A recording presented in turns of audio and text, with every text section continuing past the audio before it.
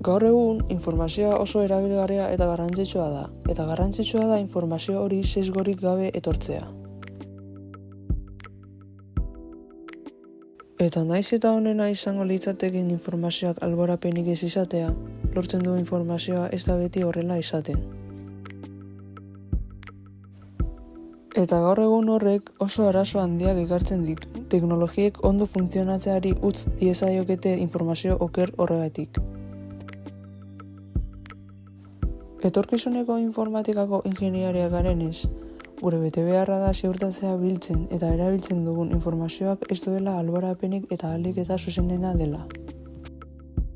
Datu bidezkoago horien alde lan egiteak garapen jasangarrirako helbururen 5. helburuan laguntzen du, genero berdintasuna. Informazioa ez da soilik teknologia berrientzat, guztiok bizi garen gizartea hobetzen ere lagun dezake.